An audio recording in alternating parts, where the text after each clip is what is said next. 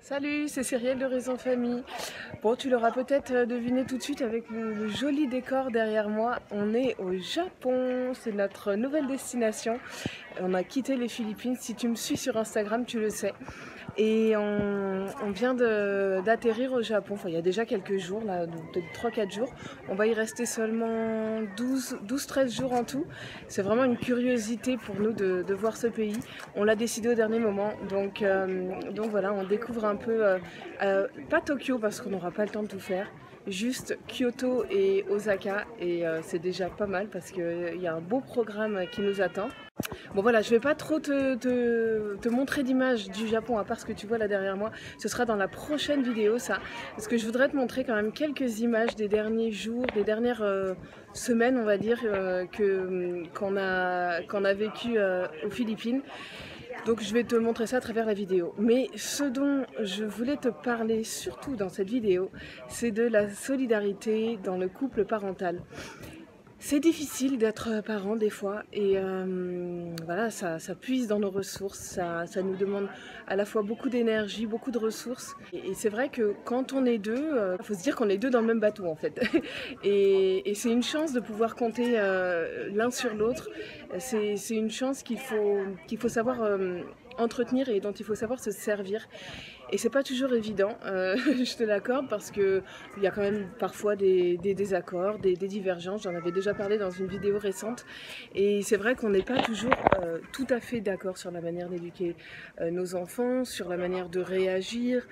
Voilà, on est deux personnalités uniques évidemment. Mais derrière ça, je trouve que c'est hyper important d'avoir une solidarité, de savoir qu'on peut compter l'un sur l'autre et qu'on peut se soutenir. Et je voudrais te donner une astuce qui est très simple, mais à laquelle on ne pense pas assez et qu'on ne met pas assez en application dans le couple, dans le couple parental.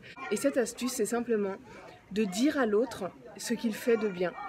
De dire à l'autre ce qu'il fait de bien. On pense qu'on le fait, mais en fait on le fait souvent pas assez. Donc par exemple, ça va être de dire à ton conjoint ou ta conjointe ce qu'il fait de bien, ce que tu trouves. Par exemple, si tout à l'heure il a super bien géré le moment du départ, vous étiez pressé et votre enfant voulait pas partir, voulait pas se préparer, bah, tu as trouvé par exemple qu'il a fait preuve de patience, bah, dis-lui à ce moment-là. N'hésite pas à lui dire, peut-être pas sur le coup évidemment, mais après coup. Pense-y le soir, dès que vous avez un moment de calme où vous pouvez échanger tous les deux. Ou bien si tu trouves qu'il joue super bien le soir, malgré la fatigue, malgré la fin de la journée, si tu trouves qu'il prend quand même le temps de jouer avec les enfants, de faire des petits jeux au calme, ou voilà, ou des lectures ou quoi.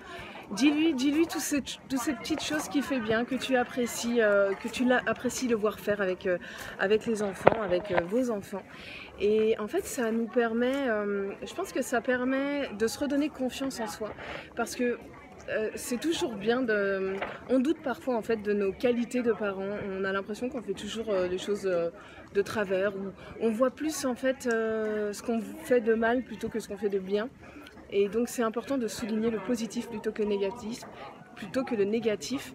Et souvent on a un peu de mal à le faire pour soi-même. Donc c'est bien quand ça vient de l'extérieur et quand ça vient en plus de son partenaire, quoi.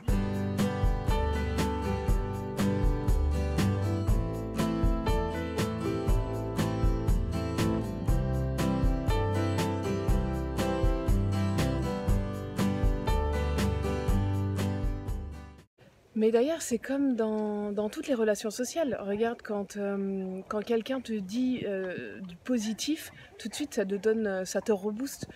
Quand on bosse, quand ton supérieur hiérarchique te dit que tu as fait une super présentation, que tu as super bien géré, alors que toi, peut-être que t'avais un peu douté de ta prestation, bah, d'un coup ça te redonne de l'assurance.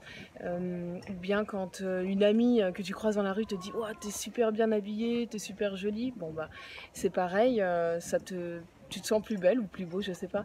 ça donne confiance en toi en fait. Mais c'est ça dans plein de cas. Quand un ami, quand un proche te dit que il aime beaucoup parler avec toi parce que tu es ouvert d'esprit et que tu l'écoutes sans jugement par exemple, ça t'assure de tes qualités et tu fais les choses du coup avec beaucoup plus de confiance et donc beaucoup mieux en fait. Ça te pousse à faire aussi bien ou même mieux que ce que tu fais d'habitude. Et vraiment, le positif amène du positif. Et oui, et ce qu'il faut voir aussi, c'est que si ton conjoint, si ton partenaire ou ta partenaire est assuré que tu as confiance en lui ou en elle, que tu as confiance en ses qualités, que tu trouves que c'est un bon parent tout simplement, parce que tu lui as dit régulièrement, et les fois où vous serez en désaccord, où vous aurez des divergences sur la manière d'éduquer votre enfant, vos enfants, il acceptera beaucoup mieux pas les critiques, mais les jugements peut-être un peu plus négatifs. Il les acceptera plus parce qu'à côté, il saura que tout le bien que tu penses le reste du temps de lui ou d'elle. Donc voilà, tout simplement penser à ça parce que c'est très simple, mais je pense que ça fait toute la différence au quotidien dans la solidarité qu'on peut se montrer dans le couple parental. Et puis voilà, donc je vais te montrer quelques images des Philippines parce qu'il y a quelques jolis coins qu'on a découverts. Il y a la rivière Lobok sur l'île de Bohol.